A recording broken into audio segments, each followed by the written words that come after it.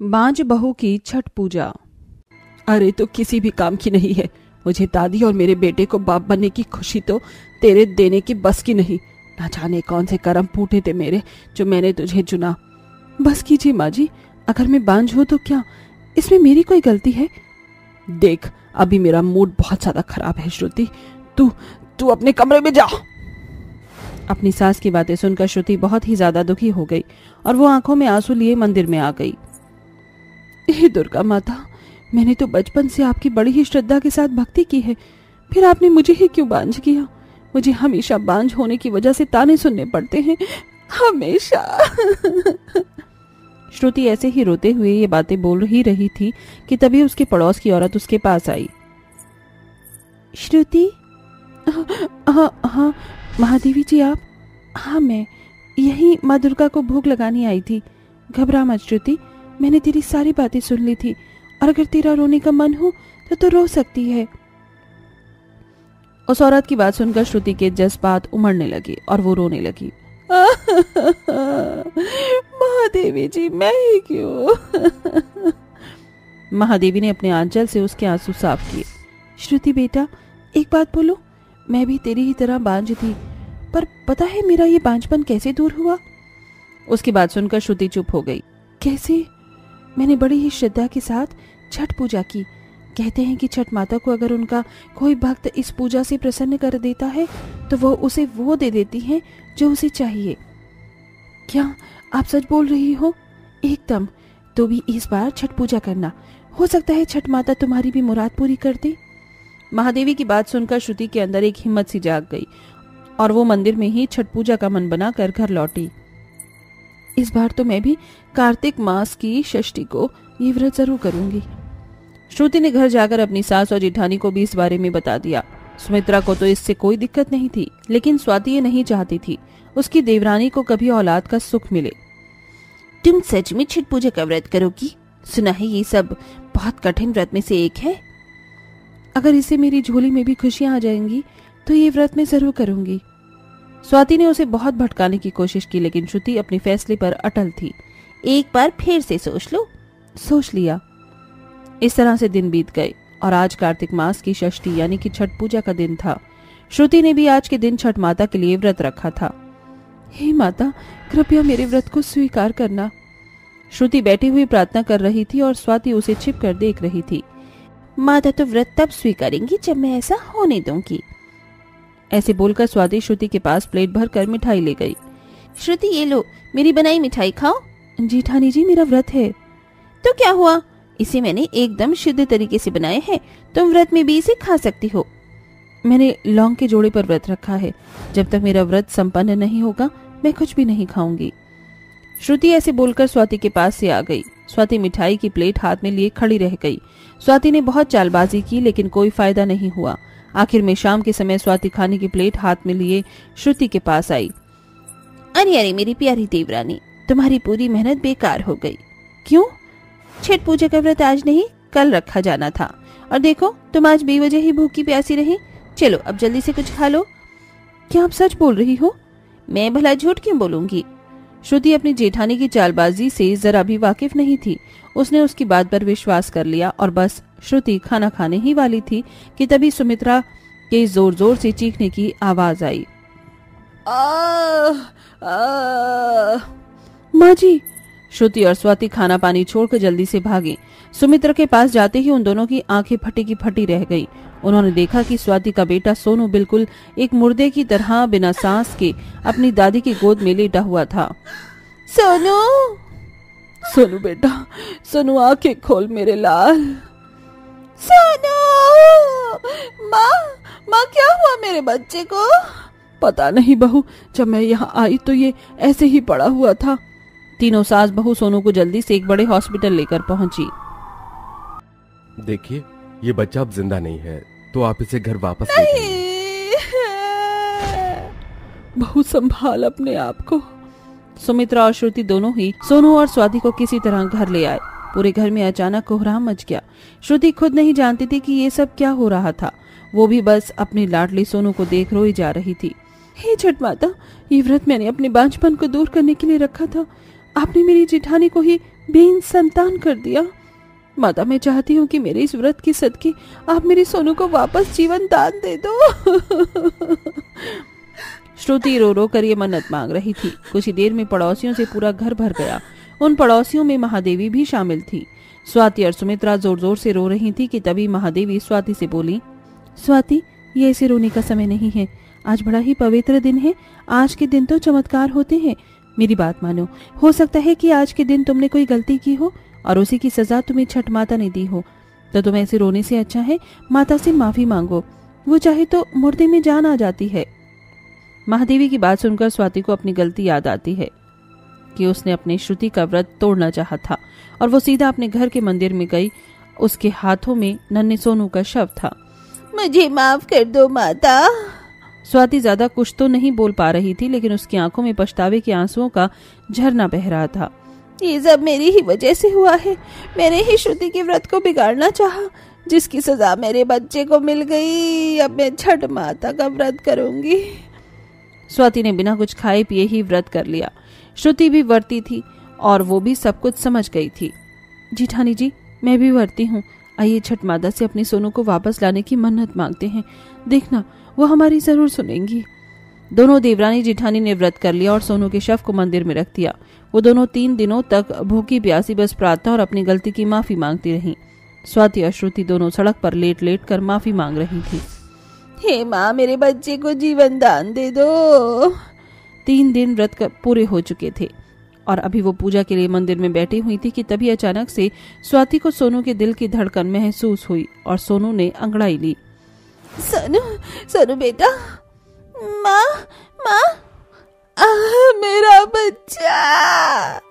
सभी ये करिश्मा देख हैरान थे। स्वाति को भी अकल आ चुकी थी। उसने अपनी गलती की श्रुति से भी माफी मांगी। मुझे माफ कर दो श्रुति। कोई बात नहीं भाभी। श्रुति ऐसे बोल ही रही थी कि उसे उबकाई आने लगी। ये सब कुछ भी एक खुशखबरी का ही संदेश था। वाह बहू, छठ माता ने तेरी भी सुन ली। छठ पूजा के दिन श्रुति भी गर्भवती हो चुकी थी और डॉक्टर से चेकअप करवाने पर यह बात क्लियर भी हो गई। आज का दिन सभी की जिंदगी में बहुत बड़ी बड़ी खुशियां लेकर आया था। अरे वाह, ये तो डबल खुशी की बात है। चलो अब हम सभी धूमधाम से छठ पूजा करेंगे। दोनों बहुओं ने मिलकर घर को बहुत ही सुंदर से सजाया। उन्होंने नए नए पर्दे और फूल लगाए और बहुत ही अच्छे से छठ माता की पूजा की। 9 महीने बाद श्रुति ने बड़ी प्यारी सी बेटी को जन्म दिया। हाय मेरी राजकुमारी, तुम मेरे लिए किसी आशीर्वाद से कम नहीं है। श्रुति ने अपनी बेटी को खूब लाड लगाया और कुछ दिनों बाद जब फिर से छठ पूजा का दिन आया तो सभी ने बड़ी ही श्रद्धा और धूमधाम से उसे मनाया। स्वाति ने भी बड़े मन से ये व्रत रखा और सभी मिलजुल कर खुशी खुशी रहने लगे। गवार और मॉडर्न बहन का Bhai Dooj. Hello guys, welcome back to my channel. So guys, आज मैं जा रही हूँ यूनिवर्सिटी से फाइनली वापस अपने घर। तो चलिए ब्लॉग को शुरू करते हैं। ओह गॉड, क्या हुआ? कुछ नहीं जान, मैं तुझे बहुत मिस करूंगी। वैसे तेरे शहर में तेरा कोई दोस्त है? मेरे ही मोहल्ले में एक नंदिनी नाम की लड़की मेरी फ्रेंड थी। पता नहीं अब वो कैसी होगी। बाबा, लो आपकी दवा। और हाँ, बिना इसे खाए कहीं पर भी ना जाना, वरना। अच्छा बाबा, खा रहा हूँ।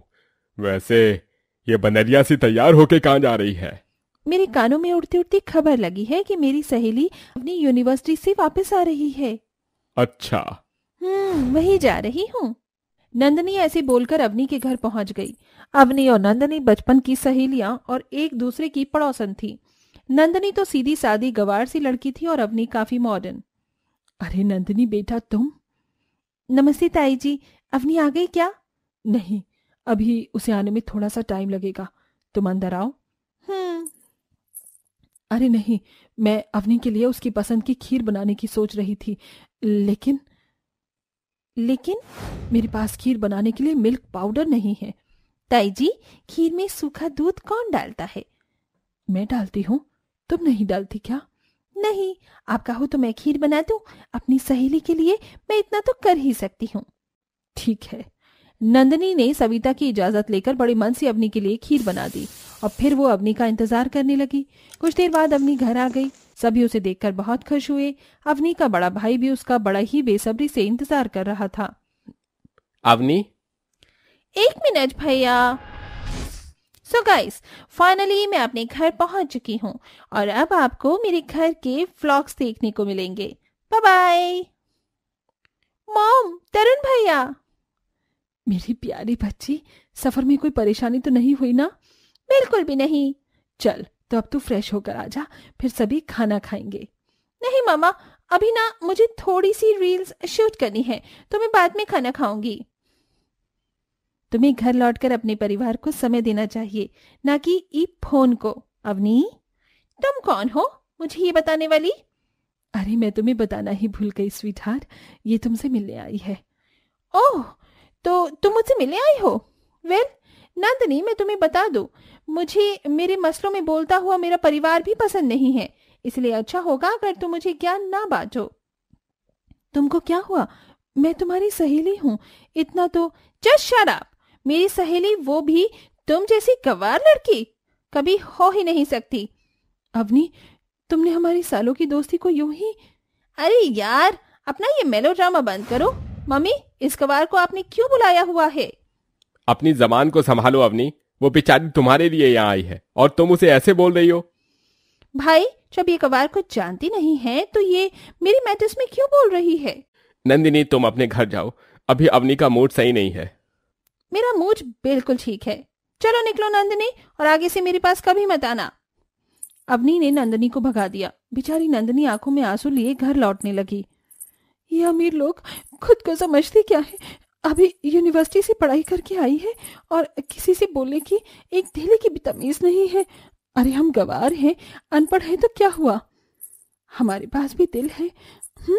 हम अब कभी भी इस अवनी के पास भी नहीं भटकेंगे। हाँ। नंदिनी ऐसे ही बोलती हुई अपने घर आ गई और उस दिन के बाद से नंदिनी ने अवनी से बोलना बिल्कुल खत्म कर दिया। एक दूसरे के पड़ोस में रहने वाली दोनों लड़कियां एक दूसरे से अब जरा भी नहीं बोलती थी। एक तरफ अवनी थी जो अपना सारा दिन बस व्लॉग्स और रील्स ही शूट करने में खत्म कर देती थी, तो वहीं दूसरी तरफ थी नंदिनी जो सारा दिन अपने परिवार के लिए मन लगाकर सेवा करती थी और सभी का बहुत ही अच्छे से ध्यान रखती थी। ऐसे ही दिन बीत रहे थे और दीपावली वगैरह पूरी होकर आज भाई दूज का दिन था। अरे अम्मा, आज भाई दूज पर मैं भैया के लिए क्या बनाऊं? जो भी तेरे भाई की मनपसंद चीज तुझे पता हो वो ही बना ले। भैया को तो शाही टुकड़ा पसंद है। चल नंदू, काम पर लग जा। नंदिनी बड़े ही मन से अपने भाई के लिए शाही टुकड़ा बनाने लगी, तो वहीं दूसरी तरफ, मम्मी, आज भी कोई फेस्टिवल है क्या? तुझे नहीं याद? आज भाई दूज है। खाश, इसका मतलब मुझे एक नए व्लॉग की तैयारी करनी होगी। बेटा, तरुण को ये सब ज्यादा पसंद नहीं है, तो भाई दूज तू बिना सोशल मीडिया के सेलिब्रेट कर लेना। मामा, मेरे फॉलोअर्स मुझे मार डालेंगे। मैं तो व्लॉग जरूर शूट करूंगी। अवनी अपना कैमरा लेकर व्लॉग को शूट करने की तैयारी में लग गई। जहां एक गवार बहन अपने भाई को खुश करने की तैयारी में लग रही थी, वहीं मॉडर्न बहन को बस अपनी पड़ी थी। नंदिनी ने दोपहर होने तक अपने भाई की पसंद की चीजें बनाकर तैयार कर दी और अब आखिरकार समय आ ही गया था अपने भाई की आरती करने का। सुमित भैया, यहाँ बैठिए। अरे वाह, मेरी बहन तो तैयार होकर बिल्कुल बनरिया लग रही है। ओह, तो आप भी गोरिल्ला लग रही हो। ज्यादा दांत मत फाड़िए और यहाँ आइए। नंदिनी ने अपने भाई की आरती की और मिलकर भाई दूज मनाया, तो वहीं दूसरी तरफ, माँ, ये अवनी कितना टाइम लगा रही है। अगर इसे आना है तो आए, वरना मैं जा रहा हूँ। तरुण को अवनी का इंतजार करते करते बहुत देर हो चुकी थी, लेकिन अवनी तो अपना मेकअप करते हुए शूटिंग में बिजी थी। काफी देर इंतजार करने पर अवनी बाहर आई। सो गाइस, अब मैं अपने भाई की आरती करूं। तू तो बस इसी सब में लगी रहा कर, मैं तो जा रहा हूँ। तरुण भाई, खाश।